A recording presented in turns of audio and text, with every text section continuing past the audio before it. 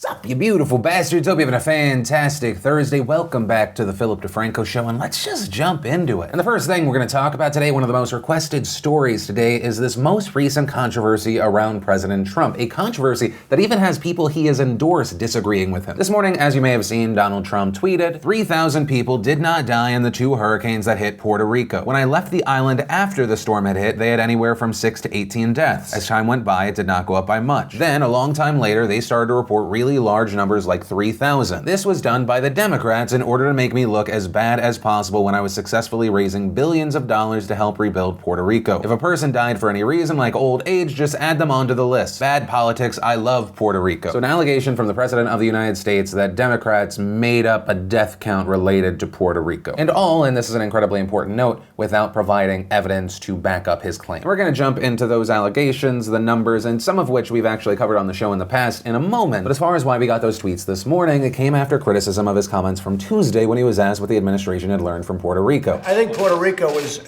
incredibly successful.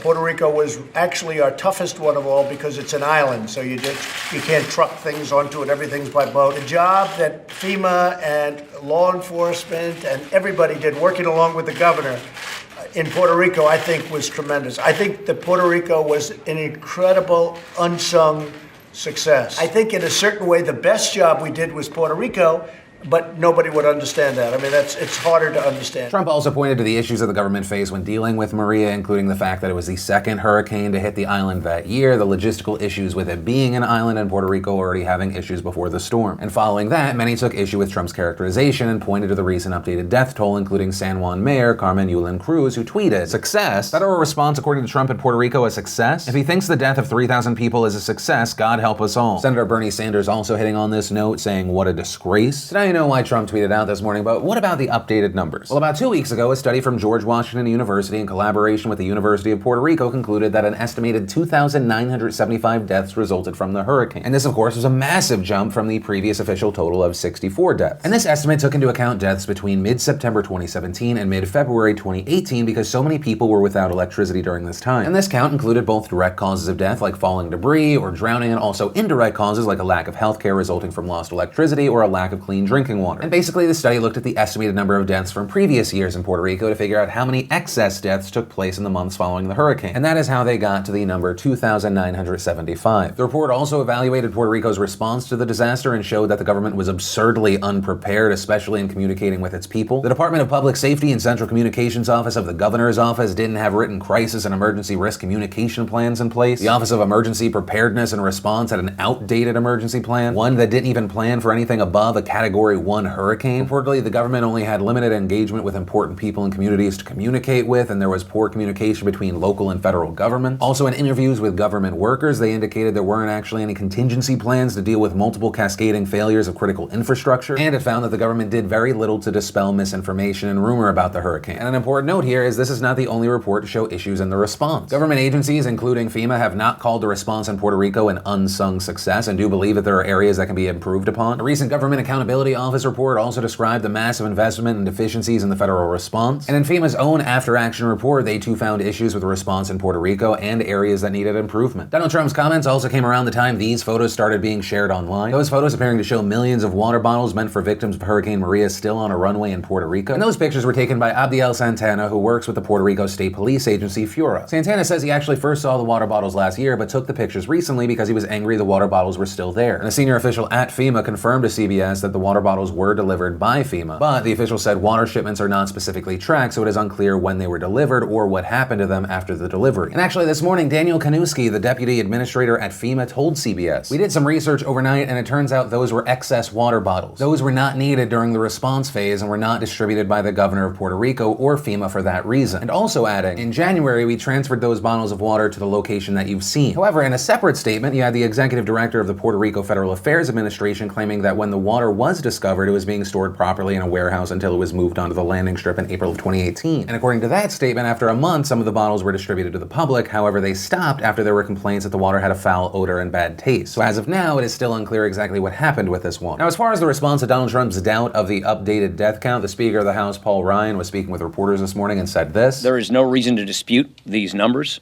and it's a function of this was a devastating storm that hit an isolated island, and that's really no one's fault. You also had notable Republicans out of Florida that President Trump himself has even endorsed breaking rank with him. You have Governor Rick Scott, who of course is now running for the Senate, tweeting, "I disagree with POTUS. An independent study said thousands were lost, and Governor Rosselló agreed. I've been to Puerto Rico 7 times and saw devastation firsthand. The loss of any life is tragic." Additionally, you had a spokesperson for Representative Ron DeSantis, who is running for governor, saying DeSantis doesn't believe any loss of life has been inflated. We also saw the mayor of San Juan tweeting in response, "This is what denial following neglect looks like. Mr. Prez, in the real world, people died on your watch. Your lack of respect is appalling. Mr. President, no matter how much you try, your true colors come shining through. Unfortunately, you just can't help it. You just can't get it. Simply put, delusional, paranoid, and unhinged from any sense of reality. Trump is so vain, he thinks this is about him. No, it is not." And as far as my personal takeaway and reaction to all of this, that last line stands out to me. You have the President of the United States seemingly denying reality and alleging that this is an attack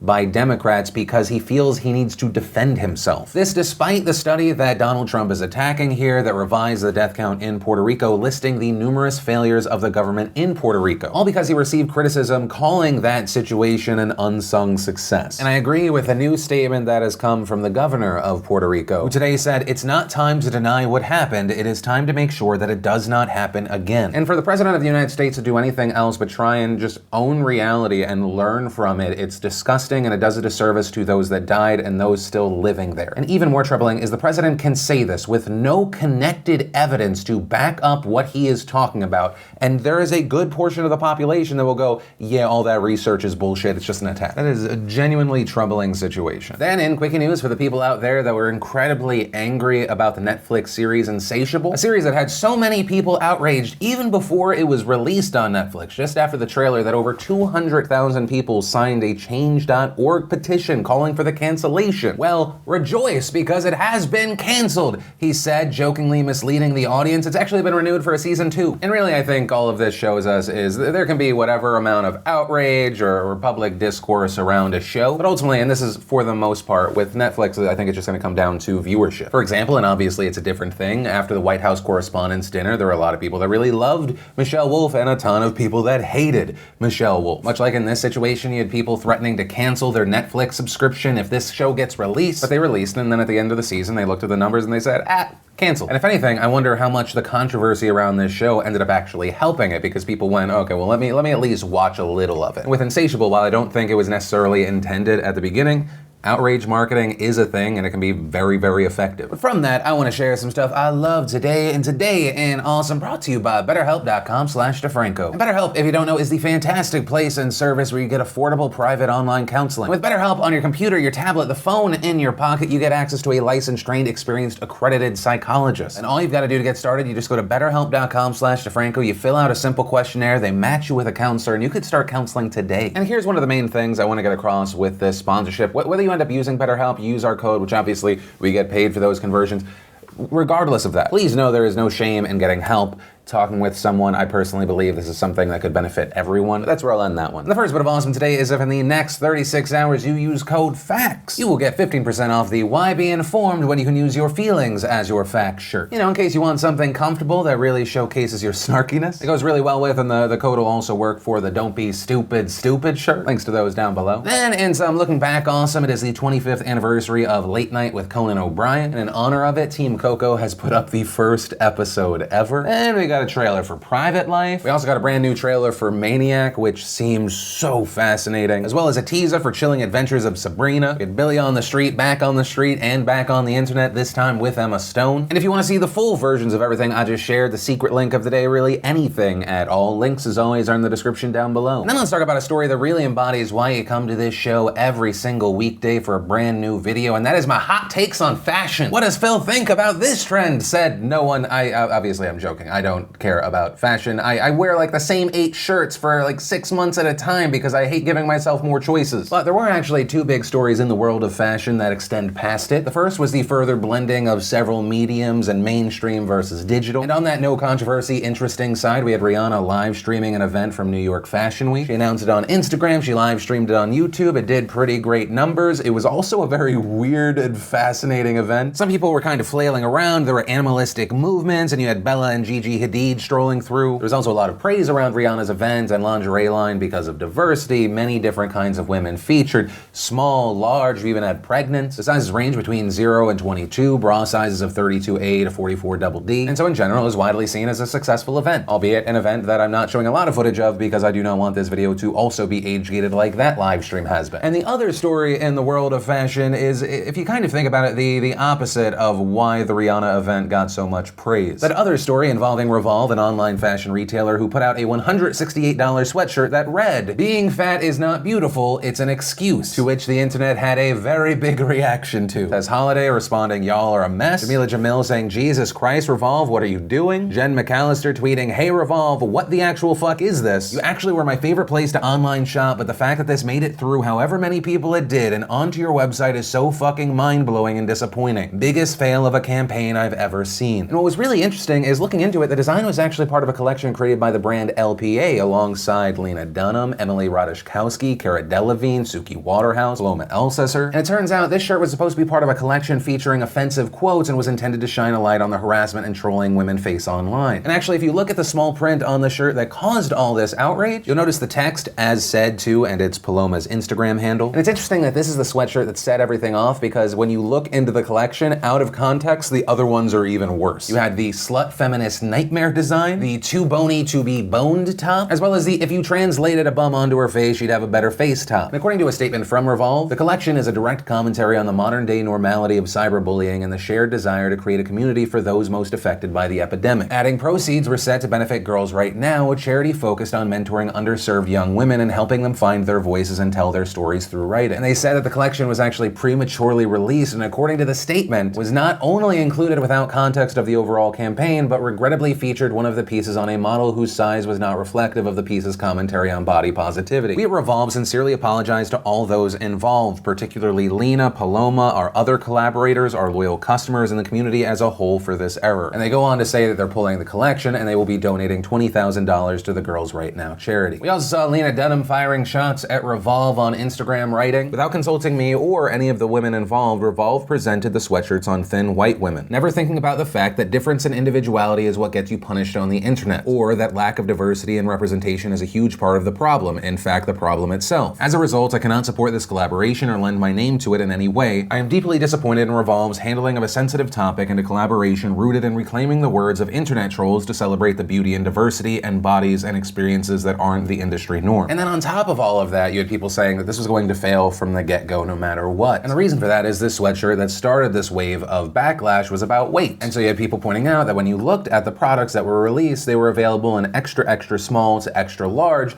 and not any higher. And when you're talking about weight and body positivity, inclusion, acceptance, that seems to miss the mark no matter what. But with all of that said, I do want to pass the question off to you. In general, what do you think about this story? But also, do you think this is an example of people jumping the gun and getting angry about something? But also, do you think it's understandable that people had this reaction to this line of shirts given the way that it was presented? Or no, if someone saw this, they should have gone to the site, seen that it was something that was said to someone, not an endorsement of that phrase? I don't know. Any and all thoughts you have here, I'd love to hear from you. And then let's talk about Hurricane Florence, which we talked about earlier in the week, but now it's started to actually have an impact on the East Coast. And in fact, the outer bands of Florence have started to hit North Carolina today, although there is some good news. Florence has been downgraded to a Category 2 and it is not expected to strengthen. But Florence is still a large hurricane. It's a very wide hurricane. You have winds at speeds of 110 miles per hour, which is also why more than 10 million residents across North Carolina, South Carolina, and Virginia are all under storm warning, which means surging ocean waters, torrential rain, in fact, as much as 40 inches of rain over 7 days and 13 feet of storm surge are what's predicted. And in case you're having a hard time visualizing what that storm surge could look like, the Weather Channel made this amazing, yet at the same time horrifying visual animation of what 6 to 9 feet looks like. I think a lot can be lost in the numbers, so I think the visual really helps. And this could all lead to catastrophic inland flooding. I mean, you have the National Hurricane Center calling this life-threatening in North Carolina. And unfortunately for the people in North Carolina, reports have come out that Hurricane Florence could be even more damaging because of a law against climate science the state passed 6 years ago. And reportedly in 2012, North Carolina passed a law that banned up-to-date climate science to plan for consequences of rising sea levels. So you hear that and the questions pop up. Okay, well, what exactly does the law say? Why did it get passed? And what does this mean for the people living where Florence descends? Well, the law was drafted after an estimate by the state's Coastal Resources Commission said that the sea level will rise by 39 inches in the next century. Climate scientists saying that the levels would leave North Carolina open to intensifying floods and hurricanes. There were also worries that the rising sea levels would affect real estate development and tourism along the coast. You had projection maps that showed what would happen if sea levels rose, showing some pretty disastrous results. I mean, we're talking about areas that have been given permits for planned development projects being underwater. New flood zones would have to be drawn, new waste treatment plants would have to be built, and roads would have to be elevated. And all of that would end up costing North Carolina hundreds of millions of dollars. And so reportedly, you had North Carolina lawmakers not wanting to follow the CRC's findings, partially because it would have been so ridiculously expensive. And so instead, they ended up drafting their own bill. And so when making the bill, North Carolina lawmakers claimed that the science used to make the 39-inch prediction was flawed, also claiming that the Resources Commission failed to consider the economic consequences of preparing the coast for a 1-meter rise in sea level. And so in June of 2012, the lawmakers end up making this bill, and what did it say? Well, reportedly, the bill made it illegal to consider, quote, scenarios of accelerated rates of sea level rise, meaning the CRC's estimate couldn't be used. And the bill said instead, the state should only consider how the sea levels have risen over the past 100 years. And regarding the future, it stated that research should only look at 30-year predictions rather than a century, which was also very surprising because typically climate scientists focus on a 100-year model. Now, before the bill became a law, it was softened a bit. The final language said the state should, quote, compare the determination of sea level based on historical calculations versus predictive models. But in the end, if you look at the specific words, basically North Carolina still passed a bill that ignored current climate science. Now, keep in mind, when this bill did pass in 2012, it was met with criticism. North Carolina State Representative Deborah Ross, who opposed the bill in 2012, said, by putting our heads in the sand, literally, we are not helping property owners. We are hurting them. We are not giving them information they might need to protect their property. Ignorance is not bliss, it's dangerous. And so all of that brings us to the question, how does the 2012 law make Florence even worse for North Carolina? Well, as mentioned in previous coverage, North Carolina has a really long, low-lying coastline. And that's the biggest reason why it's considered one of the most vulnerable states in the US to rising sea levels. And the 2012 law hasn't allowed the government to legally consider the worst potential effects of rising water when making decisions regarding development, zoning, and infrastructure. And while it's true that North Carolina might have saved some money in 2012 by not creating new flood zones, new roads, Hurricane Florence is expected to be a really, really costly storm. Before Florence was downgraded to a Category 2, analytics firm CoreLogic estimated the reconstruction costs for all 758,657 homes, the number of homes in the path of the likely storm surge, and they found that it would cost close to $170.2 billion. And following all of this, I think one of the most important things to consider here is this is not just a singular moment. We're talking about Hurricane Florence today, and I think we can all agree that we are all hoping that the damage is limited. We've heard numerous words along the lines of catastrophic, life-threatening, in relation to what we are going to see from Florence over the next few days. It's not like this is the last hurricane that is ever going to happen and we made it through. And keep in mind, that's just thinking about this situation from the angle of a natural disaster and not just general sea level rise. I mean, since the bill has passed, research has come out saying that sea level rise in that area has gone up an inch a year. And also keep in mind, that rate of a rising sea level, that's worse than what was even predicted before. And this is just one of several issues that need to be addressed, that are being talked about right now. There's been a lot of talk about how 5 years ago, North Carolina and a few other states weakened building code requirements. And personally, I think one of the main things we need to take away from this, and I really